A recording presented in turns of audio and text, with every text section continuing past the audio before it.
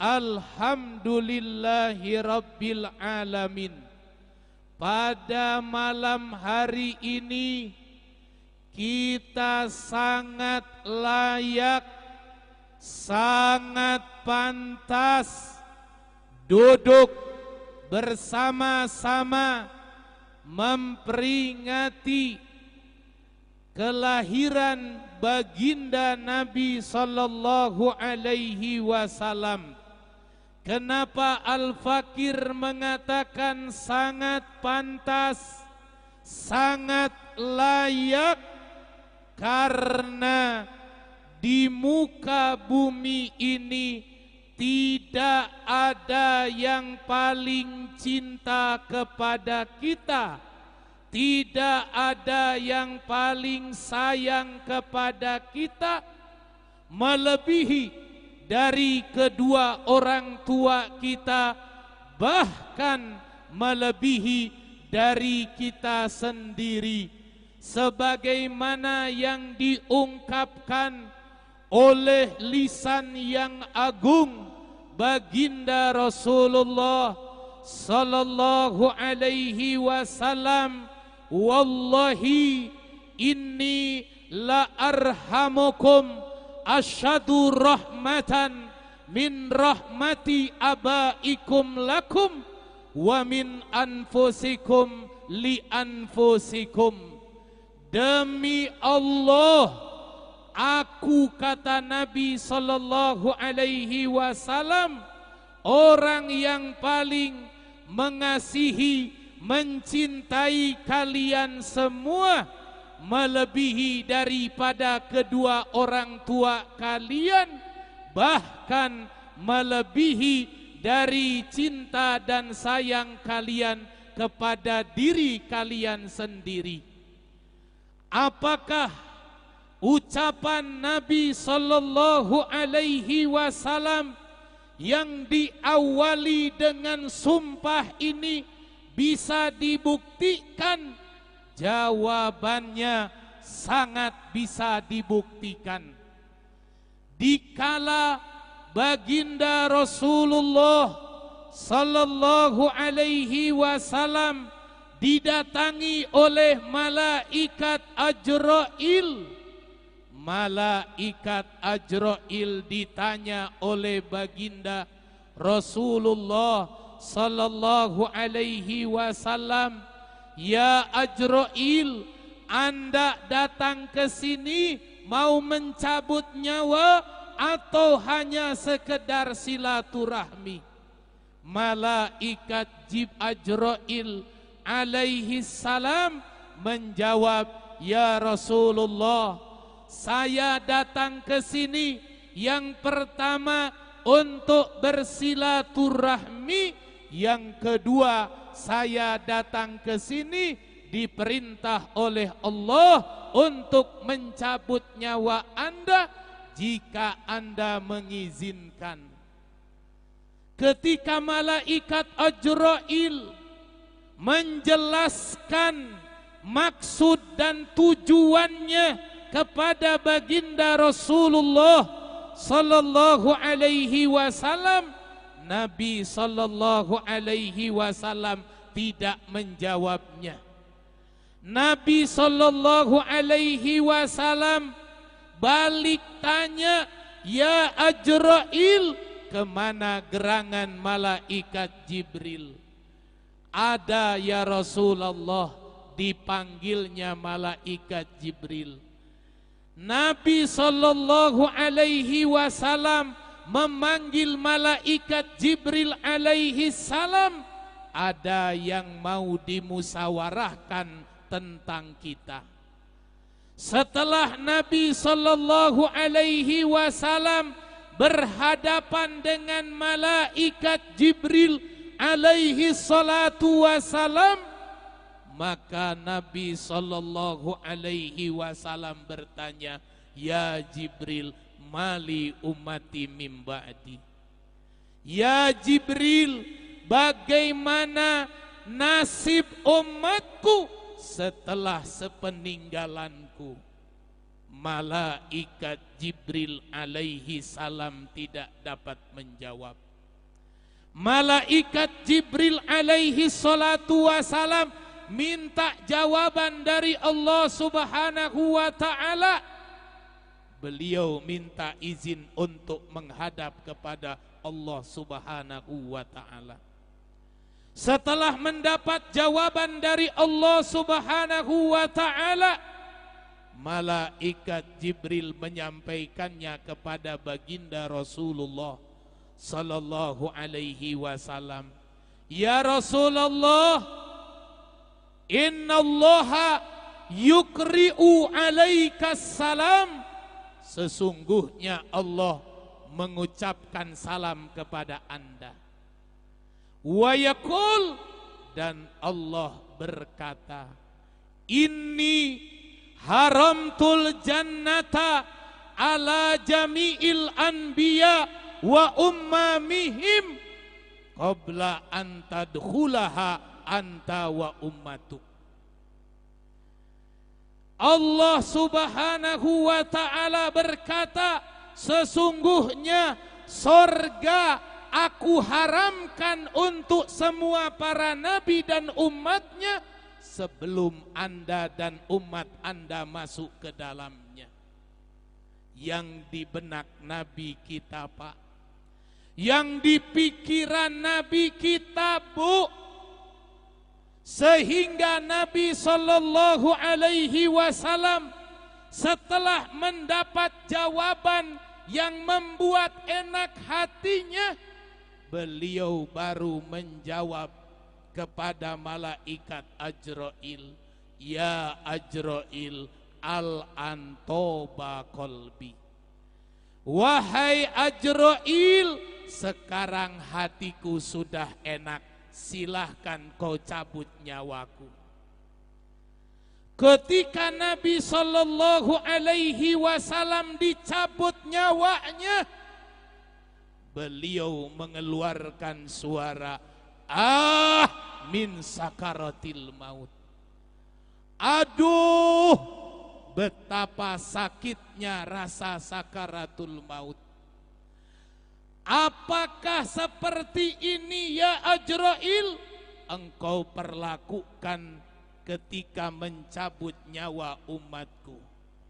Malaikat Jibril menjawab, rasa yang Anda rasakan ini ya Rasulullah sudah dikurangi 1000 kali lipatnya.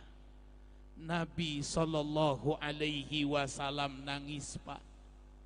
Nabi sallallahu alaihi wasallam bersedih, Bu.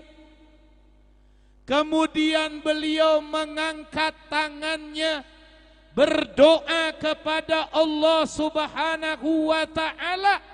Ada 2 riwayat doa Nabi sallallahu alaihi wasallam. Yang pertama, riwayat yang pertama, Nabi sallallahu alaihi wasallam berdoa, ya Allah, setengah dari rasa sakit sakaratul maut biar aku yang merasakannya, dan yang setengahnya lagi dibagi-bagi untuk umatku. Dalam riwayat yang kedua, Nabi sallallahu alaihi wasallam berdoa kepada Allah, ya Allah, biar aku yang menanggung seluruh derita rasa sakaratul maut, umatku jangan merasakan. Sallu ala Nabi. Ini adalah kasih sayangnya, kecintaannya baginda Nabi sallallahu alaihi wasallam kepada kita, di mana dikatakan oleh Allah sifat Nabi kita adalah azizun alaihi ma anitum. Beliau ini sangat berat rasa dirasakan oleh beliau penderitaan kalian wahai umatku. Nabi itu kepingin umatnya tidak menderita, Pak. Sampai-sampai urusan makanan pokok dipikirkan oleh Nabi Sallallahu Alaihi Wasallam.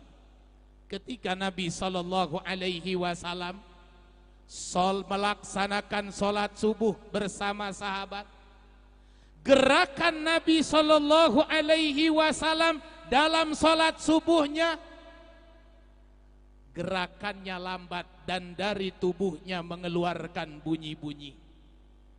Ketika selesai daripada sholat subuh, pembesar-pembesar sahabat mendekati dan mengelilingi Nabi Sallallahu Alaihi Wasallam. Para pembesar-pembesar sahabat bertanya kepada Nabi Sallallahu Alaihi Wasallam, "Ya Rasulullah, apakah Anda sakit?" "La," kata Nabi, "saya tidak sakit." "Kalau Anda tidak sakit, kenapa gerakan Anda lambat ya Rasulullah? Kenapa dalam tubuh Anda mengeluarkan bunyi-bunyi ya Rasulullah?" "Saya tidak sakit wahai para sahabat." Dibukanya jubah baginda Rasulullah Sallallahu Alaihi Wasallam. Ini yang membuat terdengar bunyi-bunyi. Ternyata perutnya baginda Nabi Sallallahu Alaihi Wasallam diganjal dengan batu. Sahabat menangis.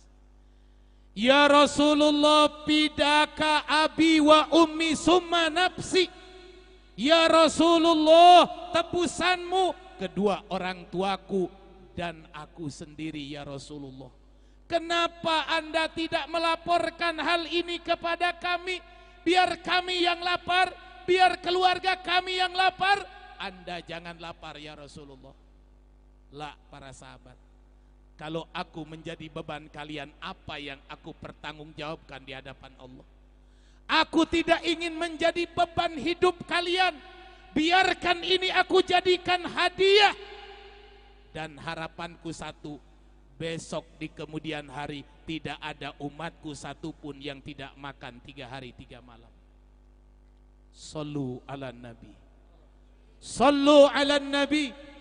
Ini kasih sayang kita Pak, kasih sayang Nabi Pak, kasih sayang Nabi Bu kepada kita. Dan Nabi 14 abad yang lalu tidak pernah melupakan berdoa untuk kita. "Walamma ra'aitu Nabiyya sallallahu alaihi wasallam thayyiban nafsi."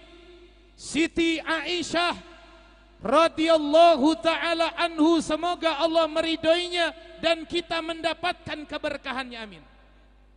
Beliau tatkala melihat kepada baginda Nabi sallallahu alaihi wasallam dalam keadaan hatinya yang baik, beliau berkata kepada Nabi sallallahu alaihi wasallam, "Ud'ullaha li ya Rasulullah." "Tolong doakan saya ya Rasulullah." Maka baginda Nabi sallallahu alaihi wasallam berdoa untuk Siti Aisyah dengan doa, "Allahumma gfir li Aisyata ma taqaddama min danbiha wa ma ta'akhkhar wa ma asarrat wa ma a'lanat." Ya Allah, ampunilah dosa-dosa Siti Aisyah yang telah lalu dan yang akan datang, yang tersembunyi dan yang terang-terangan. Siti Aisyah girang Pak. Siti Aisyah sukacita Bu, senang didoakan oleh Nabi sallallahu alaihi wasallam hatta saqata ra'suhu fi hujriha, sehingga Siti Aisyah menjatuhkan kepalanya ke pangkuan Nabi sallallahu alaihi wasallam. Sampai ditanya oleh Nabi, "Apakah engkau bergembira? Apakah engkau senang ya Aisyah?" "Bagaimana aku tidak senang didoakan oleh suamiku seorang Rasul." Apa kata Nabi? "Innaha la du'ai li ummati fi kulli salatin." Ya Aisyah, sesungguhnya doa itu adalah doa yang selalu aku mintakan untuk umatku di setiap sholat. Kita belum ada Pak, kita belum ada Bu. sudah didoakan oleh Nabi Sallallahu Alaihi Wasallam. Bahkan ketika amal perbuatan kita setiap hari Kamis disetorkan kepada Allah, disodorkan dulu kepada Nabi Sallallahu Alaihi Wasallam. Ya Rasulullah, ini amalan umatmu si Fulan bin Fulan. Jadi Nabi itu tahu betul nama kita, Pak. Tahu betul nama ayah kita, Bu. Sehingga disodorkan ketika melihat amal kita baik, maka Nabi tersenyum dan Nabi bersyukur kepada Allah karena tidak lepas dengan izin Allah Subhanahu wa ta'ala. Tapi ketika Nabi Sallallahu Alaihi Wasallam melihat amal umatnya jelek, Nabi lah yang memintakan ampun atas keburukan kita. Nabi lah yang memintakan ampun atas kesalahan umatnya. Ini adalah satu bukti kecintaan Nabi Sallallahu Alaihi Wasallam sampai besok di hari kiamat. Inna lil anbiya'i mana yaumal qiyamah manabir min nur. Sesungguhnya para nabi besok di hari kiamat memiliki mimbar-mimbar dari cahaya. Setiap nabi punya mimbar dari cahaya. Wa kulluhum yajlisuna 'alaiha. Setiap nabi semuanya duduk di mimbarnya masing-masing, kecuali ada satu mimbar yang tidak diduduki oleh pemiliknya. Yang mimbar itu tidak bergerak, maka semua mimbar tidak bergerak. Kalau mimbar itu bergerak, maka semua mimbar akan bergerak. Yang kebingungan bukan hanya kita di hari kiamat, tapi para nabi dan para rasul pun kebingungan. Ini mana pemilik mimbar ini? Nggak ada. Sampai nabi kita ditegur oleh Allah Subhanahu wa ta'ala. Apa yang ada di benak nabi? Sehingga Nabi tidak berkenan duduk di mimbarnya untuk memasuki surga yang penuh dengan kenikmatan. Yang ada di benak Nabi adalah umatnya dikhawatirkan di bawah ancaman neraka. Sampai baginda Rasulullah Sallallahu Alaihi Wasallam menyelamatkan umatnya masuk ke neraka, diselamatkan. Penjaga neraka sampai protes kepada Nabi kita Nabi Muhammad Sallallahu Alaihi Wasallam. Ya Muhammad, kenapa engkau tidak sisakan satu dari umatmu untuk aku adab? Lah. Ketika turun ayat wala saufa yu'tika rabbuka fatardo, Nabi berkomentar, wallahi la ardo wa wahidun min ummati finnar. Demi Allah, saya tidak ridho satu umatku ada di bawah ancaman neraka. Masuk neraka.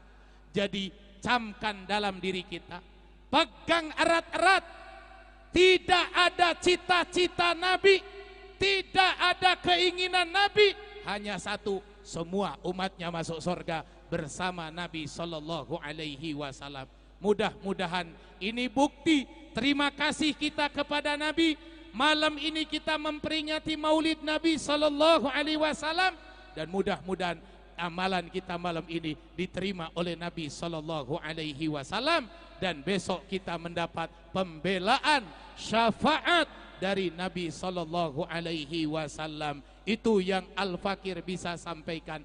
Mudah-mudahan ada manfaatnya. Wal afu minkum. Wassalamualaikum warahmatullahi wabarakatuh. Waalaikumsalam warahmatullahi wabarakatuh.